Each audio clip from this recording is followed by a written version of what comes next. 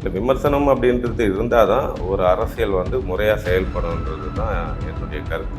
ஆனால் இங்கே வைக்கக்கூடிய இந்த விமர்சனங்கள் எல்லாமே ஏதோ ஒரு உள்நோக்கம் கற்பிக்கிற வகையிலே இருந்துட்டு இருக்கு. இப்போ இங்கே நீங்கள் வந்து ஒரு கரைப்படைந்த ஒரு அரசியலை கட்டமைச்சு வச்சுருக்கீங்க. அதை தூய்மை பண்ணணும் அப்படின்னா ஒரு ப்ராசஸ் அது.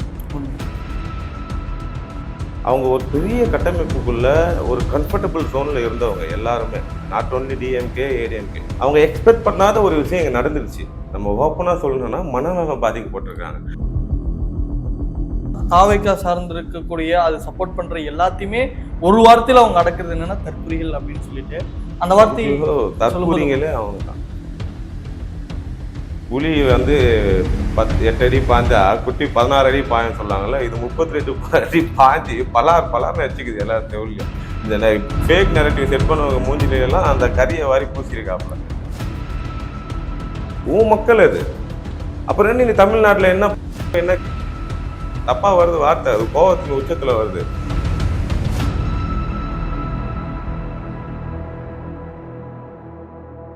திரைமொழி நேயர்கள் அனைவருக்கும் வணக்கம். நான் உங்க ஜித்து. இன்னைக்கு நம்ம கூட இருக்கக்கூடிய ஸ்பெஷல் கெஸ்ட் யாரு அப்படின்னா தாவைக்கல இருந்து தமிழ்குமரன் இருக்காரு. வணக்கம் அண்ணே. வணக்கம் வணக்கம். எப்படி இருக்கீங்க? நல்லா இருக்கேன். நீங்க நல்லா இருக்கீங்களா? ரொம்ப நாளா ஃபாலோ பண்ணி இன்னைக்கு நேர்ல சந்திச்சிட்டோம். கண்டிப்பா நிறைய விஷயங்கள் கேட்கறதுக்கு இருக்கு. முதல்ல வந்து என்ன அப்படின்னா தாவைக்கா பத்தி விமர்சனங்கள் நிறைய வச்சுட்டே இருந்தாங்க, வச்சுட்டும் இருக்கிறாங்க. இப்ப தமிழக அரசியல் சேர்ந்தும் நிறைய விமர்சனங்கள் வருது. அதுல தலைமை ரொம்ப நல்லா பண்றாங்க, கீழே இருக்கவங்கள யாருமே சரியா பண்ணல, கீழே இருக்கிறது அப்படியே தான் இருக்கு, நாங்க மாற்றம் நினைச்சோம் எதுவுமே மாற்றம் இல்லை அப்படின்ற விமர்சனங்கள் வச்சுக்கிட்டே இருக்கிறாங்க. நீங்க அதை எப்படி பாக்குறீங்க? இல்லை, விமர்சனம் அப்படின்றது இருந்தால் தான் ஒரு அரசியல் வந்து முறையாக செயல்படும்ன்றது தான் என்னுடைய கருத்து. ஆனால் இங்கே வைக்கக்கூடிய இந்த விமர்சனங்கள் எல்லாமே ஏதோ ஒரு உள்நோக்கம் கற்பிக்கிற வகையிலே இருந்துட்டு இருக்கு.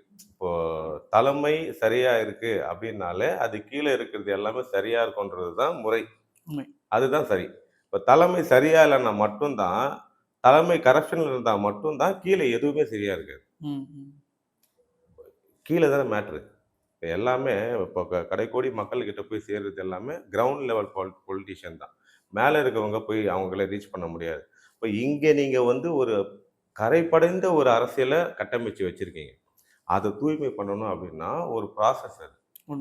இப்போ அந்த ப்ராசஸில் கீழே அந்த அளவுக்கு எஃபோர்ட் போடுறாங்க.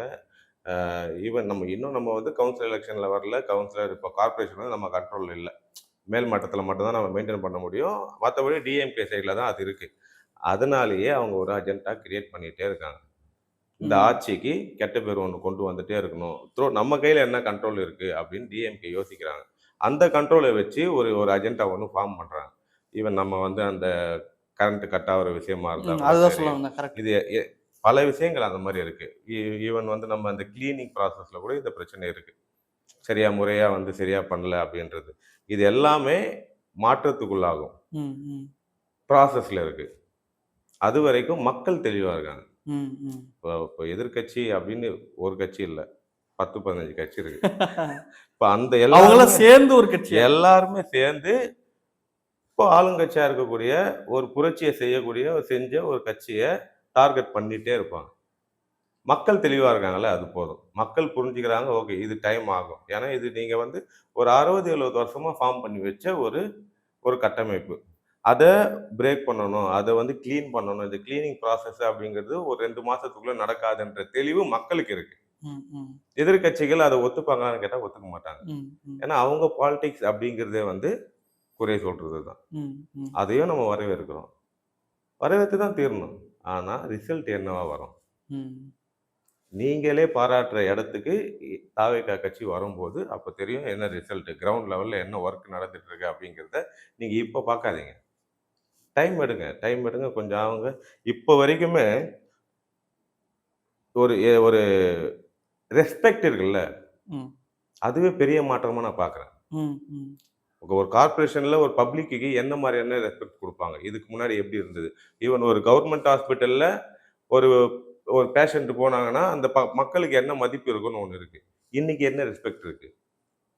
இதெல்லாம் நம்ம செக் பண்ணாலே தெரியும் எந்த லெவலில் இங்கே மாற்றம் கவர்மெண்ட்டில் இந்த அடிப்படை அரசியலில் நடந்திருக்குன்னு நம்ம புரிஞ்சுக்கலாம். பயப்படுறாங்க. தப்பு ஏதாவது நடந்துருச்சுன்னா மேலே அங்கேருந்து வருது கால், ரொம்ப சாதாரண ஒரு விஷயமா இருந்தா கூட அது வந்து சோசியல் மீடியால ஒரு வைரல் ஆயிடுச்சுன்னா அது பெரிய இஷ்யூவா பேசுபடும் மாத்தப்படுது. பொருளா மாறுது. உடனே அவங்க வந்து ஆக்ஷன் எடுக்குறாங்க. ம், ம். இப்போ எந்த இடத்துல இவங்க சுறுசுறுப்பா இருக்காங்கன்னு பார்த்தா, ஸ்டாலின் சாரு சும்மா ஒரு ட்வீட் தான் போட்டாரு. பவர் கட் ஆயிருக்கு 3,00,000 அந்த சம்திங் அப்படின்ற மாரி ஒரு விஷயத்த கொண்டு வந்தாரு. இம்மீடியட்டா சிடிஆர் வந்து அதுக்கு ரெஸ்பாண்ட் பண்றாரு. இம்மீடியட்டா பிரஸ் மீட் குடுக்குறாரு.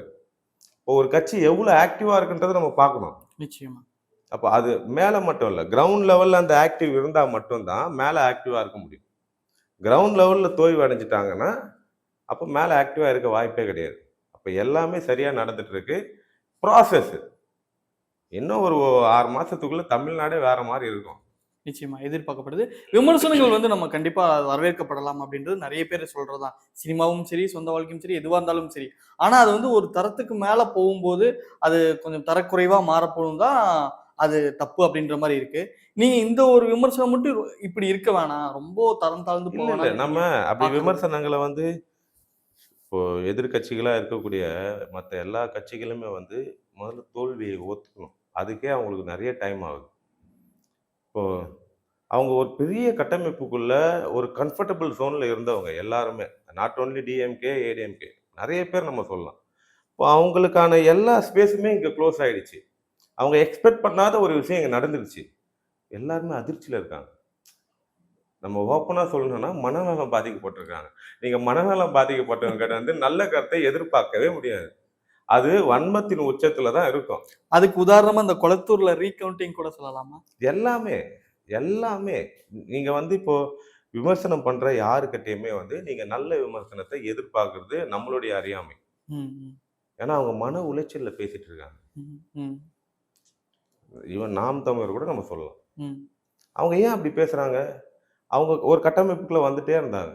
அது எல்லாமே நொறுங்கிடுச்சுல்ல இன்னைக்கு. ம். அப்ப அந்த மன உளைச்சல்ல என்ன பேசுறது? என்ன செய்றதுன்னு தெரியாம ஒருத்தர் 2 பேர் இல்ல. இருக்கிற மொத்த கட்சிகளும் செயல்படுது. அப்ப அங்க போய் நம்ம வந்து நாகரிகத்த எதிர்பார்த்து உட்கார்ந்தோம்னா கஷ்டம். இப்ப தளபதி சொல்ற மாரி ப்ராசஸ் நம்ம வேலை என்ன? மக்கள் நமக்கு என்ன வேலை குடுத்துருக்காங்க? அந்த வேலைய நோக்கி நம்ம பயணம் பண்ணிட்டே இருக்கோம். அவர் அதானே பண்ணிட்டு இருக்காரு. இவங்க சுத்தி எவ்வளோ பேசினாலும் அவர் பாட்டுக்கு ஒரு ப்ராசஸ்ல இருந்துட்டே இருக்காரு. டெய்லி பேஸ்ல ஏதோ ஒரு ஒர்க் பண்ணிட்டே இருக்காரு. ம். மக்கள் கிட்ட போய் சேர்ந்துட்டே இருக்காரு. இதுதான் நமக்கு மக்கள் அந்த வேலைய தான் குடுத்துருக்காங்க. ஒரு முதல்வர் அப்படிங்கிறது வந்து ஒரு ஒரு பொறுப்பு ஒரு பொறுப்பு அது. அது வந்து ஒரு பதவி இல்ல அப்படின்றத ஒரு உணர்ந்த ஒரு முதல்வர் நமக்கு கிடைச்சிருக்காரு. நிச்சயமா. அது நமக்கு முக்கியம். அத அவர் சரியா பண்றாரான்றது தான் முக்கியம். அது கீழ எல்லாமே சரியா நடக்கும். ம். அதேபோல கரூர்ல வந்து இறந்தவங்களுக்கு வந்து பார்த்தீங்கன்னா, அவங்களுக்கு அரசு சார்ந்த ஒரு பணி குடுக்கிறதா நம்ம வந்து ஆட்சியிலேருந்து பண்ணாங்க. ஆனா, அத தடுத்து நிறுத்துனதுக்கு முக்கிய காரணமா நாம் தமிழர் இருக்காங்கன்னு சொல்லிட்டு கொண்டாடிட்டு இருக்காங்க. அதுக்கு நாங்க தான் காரணம்னு சிலாகிச்சுட்டு இருக்காங்க.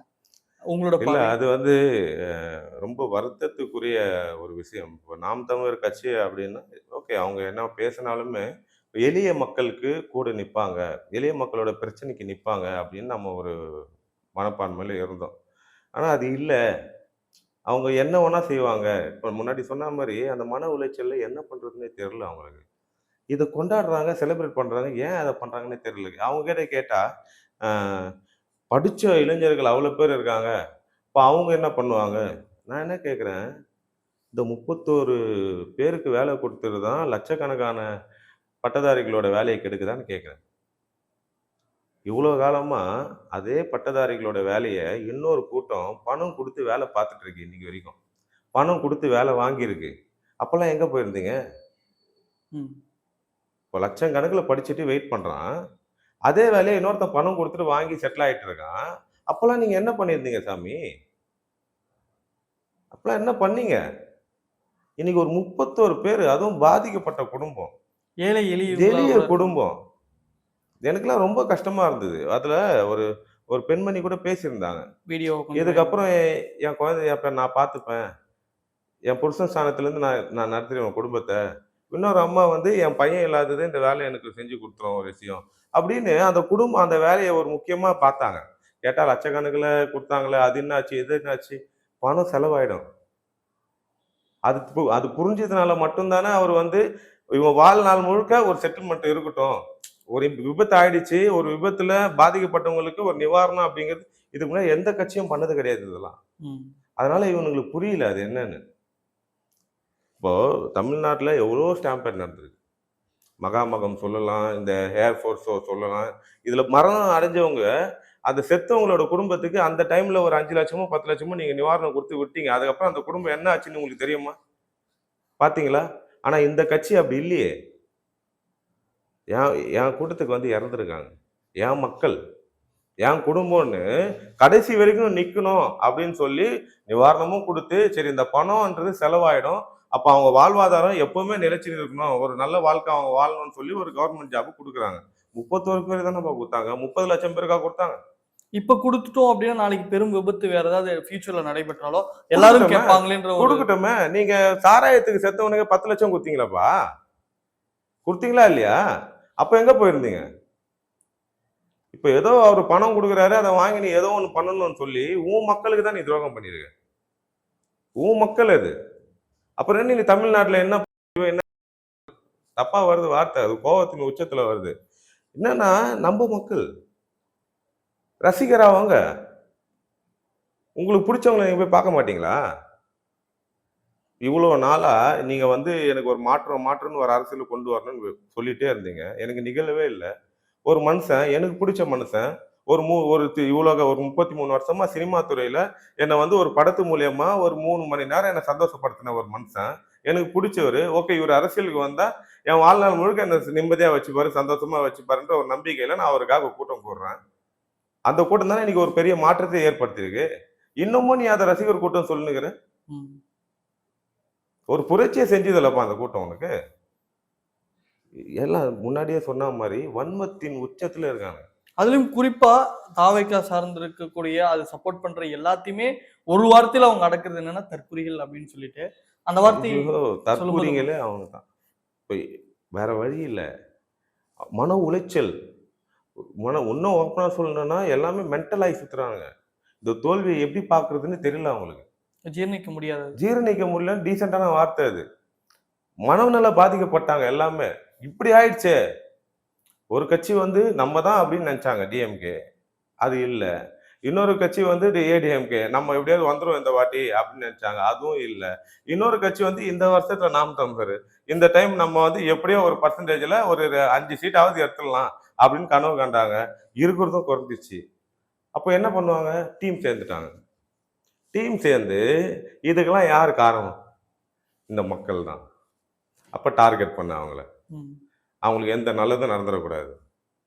இந்த கட்சி எப்படி அந்த நம்ம மக்களுக்கு நல்லது செஞ்சுதுன்னு பார்த்துடலான்னு போட்டி போடுறாங்க.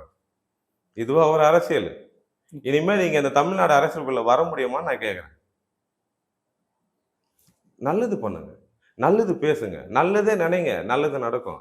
அத விட்டு கெட்டது பண்ணி, கெட்டது பேசி, கெட்டதே செஞ்சா எங்கேருந்து உங்களுக்கு நல்லது நடக்கும்? உண்மை. அரசியல்ன்றது வந்து ஒரு சர்வீஸ்ன்றத என்னைக்கு அவங்க புரிஞ்சுக்கிறாங்களோ, அன்னைக்கு எல்லாம் சரியாயிடுங்க. ம். சமீபத்துல ஒரு வீடியோ ஒண்ணு பார்த்தேன். விஜய் அவர்கள் மேல வைக்கிற குற்றச்சாட்டு என்ன, அவங்க குடும்பத்த வச்சு அட்டாக் பண்ணியே பேசிட்டு இருந்தாங்க. அதுக்கு முற்றுப்புள்ளி வைக்கும் விதமா அவருடைய சன் வந்து ஜேசன் சஞ்சய் அவர்கள், அவர் அப்பாவ பத்தி நெறைய விஷயங்கள் புகழ்ந்து பேசினதா இருக்கட்டும், ஹாலிவுட் லெவல்ல என் அப்பாவ கொண்டு போறேன்னு சொன்ன விதமா இருக்கட்டும், அதெல்லாம் பார்க்கும்போது ரொம்ப அழகா இருந்தது. நீங்க எப்படி இல்ல, இல்ல. பார்க்குறீங்க? ஒரு நமக்கு தெரியும் அது. இப்போ விஜய் சார் எப்படியாப்பட்ட மனுஷன்? அவரு எந்த லெவல்ல அந்த ஃபேமிலிய மெயின்டெயின் பண்ணுவாரு? தமிழ்நாட்டு அரசியல் களத்துக்கு வர்றதுக்கு முன்னாடியே அவரு அவ்ளோ ப்ரீ பிளான்டு அப்படி ஒரு கட்டமைப்பு. எடுத்த உடனே அரசியலுக்கு வரல. முதல்ல இயக்கம் அப்படின்னு ஒரு சர்வீஸ் மைண்ட் ஒரு பிளான்டா ஒண்ணு பண்ண மனுஷன் அவரு. இப்ப ஃபேமிலி அவர் எப்படி பார்த்துப்பாரு? எப்படி வச்சிருப்பாரு? எந்த லெவல்ல மெயின்டெயின் பண்ணுவாரு? நமக்கு ஒரு ஐடியா இருக்கு. இவனுங்க ஒண்ணு பேசி அந்த குறிப்பா அந்த டைவர்ஸ் கேஸ் வந்த உடனே இவனுங்க குதிச்சானுங்களே ஒரு குதி. நான் என்ன பார்க்குறேன்னா, அந்த அந்த 2 பேரண்ட் ஹஸ்பண்ட் அண்ட் ஒய்ஃப் அந்த ஃபேமிலிய எப்படி மெயின்டெயின் பண்ணியிருக்காங்க பாருங்க. ம். அவங்களுக்குள்ள எந்த பிரச்சனை இருந்தாலும், அது பசங்கள பாதிச்சிராம பார்த்துருக்கிறது, இந்த வீடியோல நமக்கு தெரியுது. உண்மை. அந்த அந்த சஞ்சய் அவர்களோட அந்த ஸ்பீச் இருக்குல்ல, அதுல இருக்க கிளாரிட்டி, அதுல இருக்க அந்த கம்ஃபோர்ட் ஜோன் அவ்ளோ இது நீட்டா இருக்கு. இன்னொரு விஷயம் அதுல புரிஞ்சது என்னன்னா, அவர்ட்ட எந்த ஒரு ஆட்டிட்யூடோ, நான் எதுவுமே ஒரு இல்ல. பெரிய ஒரு பின்னணில இருந்து வந்த அது இதுவுமே அது எதுவுமே இல்லாம, நாம ஒரு ஹியூமன் பீயிங். அந்த அந்த லெவல்ல ஒரு வளர்ப்பு வளர்த்து வச்சிருக்காரு. அதாவது இன்னைக்கு இன்டர்வியூல அவர் ஓப்பனா சொல்றாரு. ம். அ எங்க அம்மாவுக்கு வந்து நான் தேங்க்ஸ் சொல்லணும் அப்படின்னு சொல்றாரு. அந்த லெவல்ல ஒரு ஃபேமிலி இருக்கு. இத்தனைக்கும் இன்ஸ்பிரேஷனாவே அவர் அவரை தான் பார்க்குறாருன்றது கிளியரா சொல்றாரு. ம், ம், ம். இங்க இங்க நம்ம ஊர் ஹீரோ கிடையாது. ஹாலிவுட் ஹீரோ கொண்டு போறாரு அவங்க அப்பாவ. ம், ம். எல்லா பிள்ளைங்களும் அப்பாவ சிலாகிச்சு பேசுறது, பெருமையா பார்க்கறதுலாம் ரொம்ப சாதாரண விஷயம் தான். ஆனா இது அப்படி இல்லையே. நீங்க ஒரு நரேட்டிவே செட் பண்ணி வச்சிருந்தீங்களாப்பா. எதிரி அப்பாவ காணோம், அவர காணோம், இவர காணோம்னு பேசியிருந்தீங்க. 2 பேரும் ஒண்ணா இருக்கிறது இப்ப தெரிஞ்சுக்கங்க. அதுலயும் இன்னைக்கு இன்டர்வியூல ஒரு விஷயத்த சொல்லியிருந்தாப்புல. "உனக்கு என்ன வேணாலும் நீ தான் வந்து என்கிட்ட கேட்கணும். நானா ஸ்பூன் ஃபீட் பண்ண நானா மாட்டேன். உன்கிட்ட வந்து அத சொல்ல மாட்டேன், தரமாட்டேன். நீ வா, நீ கேளு. உனக்கு என்ன வேணும்ன்றது நீ தான் தெரிஞ்சுக்கணும்." என்ன ஒரு கிளாரிட்டியா ஒரு புள்ளைய வளர்க்குறாரு பாருங்க. Good parenting. ஆ நமக்கு இந்த தமிழ்நாடே சூப்பரா நடத்துற மொத்த குடும்பத்த பார்த்துக்க மாட்டாரா? ம். அந்த புள்ளைங்கள பார்த்துக்க மாட்டாரா?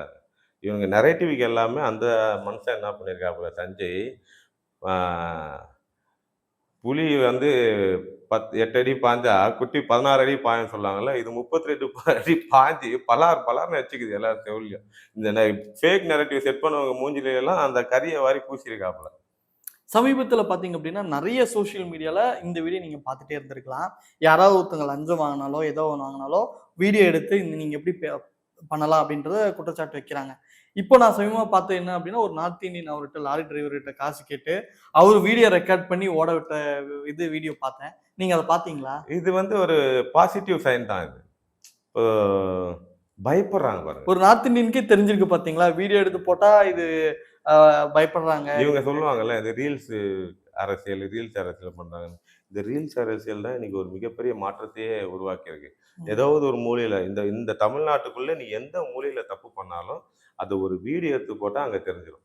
ம், ம், அந்த பயம் அந்த கடைக்கோடி ஊழியர் வரைக்கும் தெரிஞ்சிருக்கு. ம்.